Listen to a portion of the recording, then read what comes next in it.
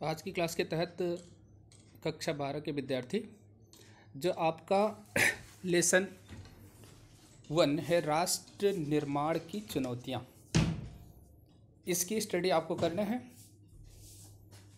इसमें अगर हम बेसिकली देखते हैं तो ये आपका की जो दूसरी किताब है, ये दूसरी किताब का नाम है स्वतंत्र भारत में राजनीति, अर्थात स्वतंत्रता के बाद भारत में किस प्रकार का राजनीतिक परिदृश्य उभर करके सामने आया, ये आपकी किताब का नाम है।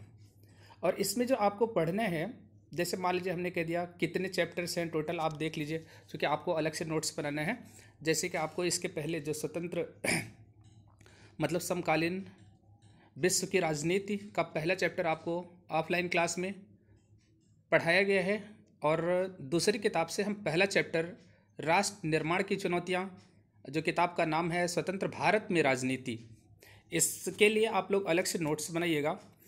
इसमें देखिए आपका पहला है राष्ट्र निर्माण की चुनौतियाँ, दूसरा चैप्टर है देखिए एक दल के प्रभुत्व का दौर, तीसरा है नियोजित विकास की राजनीति, चौथा है भारत के विदेशी संबंध, पांचवा है कांग्रेस प्रणाली, चुनौतियाँ और पुनर्स्थापना, इसके बाद है लोकतांत्रिक व्यवस्था का संकट, जन आंदोलन का उदय, क्षेत्रीय आकांक्षाएं मतलब रीजनल एस्पिरेशंस, भारतीय राजनीति एक बदलाव, मतलब टोटल 9 चैप्टर आपको पढ़ने हैं।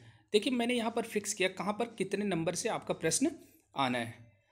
तो आप लोग सबसे पहले अपनी कॉपी में, जैसे कि आपको बताया गया था पहला समकालीन विश्व की राजनीति में, कि आप लोग पहले मल्टीपल चॉइस क्वेश्चन बना के लिखिएगा, मैंने बताया भी था ऑफन, और उसके बाद short answer question, short answer के बाद आप लोग लॉन्ग आंसर लिख करके उसको पहला चैप्टर पूरा कर लीजिएगा। तो अब हम बात करते हैं राष्ट्र निर्माण की चुनौतियाँ।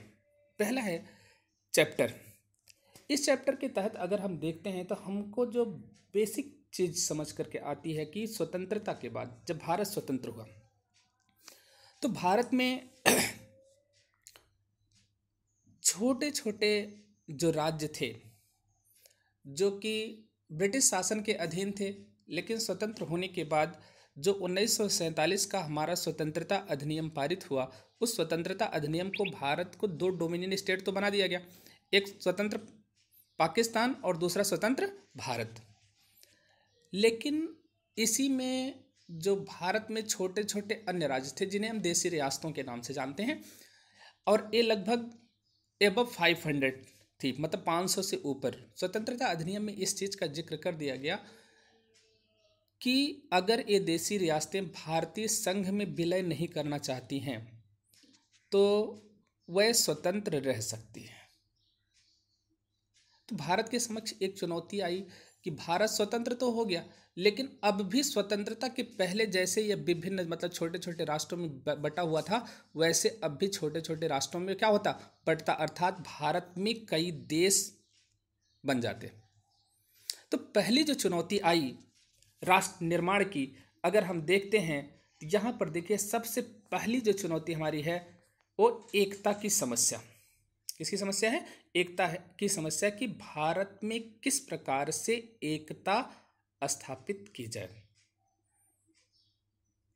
तो अब इसमें जो मुख्य काम बेसिकली था उसको अगर हम देखते हैं तो जो सबसे महत्वपूर्ण काम था वो भारत के जो प्रथम गृह मंत्री थे, हम कह सकते हैं, जिन्हें कि सरदार वल्लभ भाई पटेल के नाम से भी आप जानते हैं, जिन्होंने एक सख्त कदम उठाया, और उस सख्त कदम के तहत उन्होंने भारत में जितनी भी देशी रियासतें थी उनको भारतीय संघ में विलय करने के लिए विवश किया। लेकिन कुछ देशी रियासतें फिर भी काफ़ी समय तक उसमें बनी रही, जिसमें कह सकते हैं कि आप जम्मू कश्मीर शामिल था, मणिपुर था, हैदराबाद था, ठीक है। ये देशी रियासतें बड़ी थी जिनके पास इतनी शक्ति थी कि वो भारतीय संघ से क्या कर सकती थी, भी टक्कर ले सकती थी। लेकिन फिर भी यहाँ राजनीतिक कुशलता का परिचय देते हुए हमारे प्रथम होम मिनिस्टर ने क्या किया, एकता की जो समस्या थी उसका समाधान किया, क्योंकि इसको आपको डिटेल में पढ़ना है। दूसरा है लोकतांत्रिक यानी जनता की सरकार। देखिए, सबसे बड़ी चीज़ होती है जब कोई देश बनता है या स्वतंत्र होता है किसी सत्ता के अधीन से, तो वहाँ पर सरकार बनाने की सबसे बड़ी चुनौती होती है। सरकार बनाने के लिए वो भी हमने अपनाया था, गांधी जी के नेतृत्व में हमको स्वतंत्रता मिली थी, और उनका जो दर्शन था, उनकी जो फिलॉसफी थी, उसमें इस चीज़ का था, बात थी कि जो सरकार की शक्ति होगी वो जनता के हाथ में निहित होगी।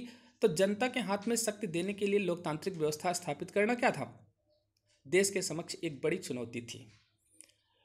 और उस समय भी चुनाव करवाना, वोटर लिस्ट तैयार करवाना, और उसके बाद एक निर्वाचित सरकार बनाना, संविधान का निर्माण, ये सारी समस्याएं देश के समक्ष मतलब क्या थी, मौजूद थी।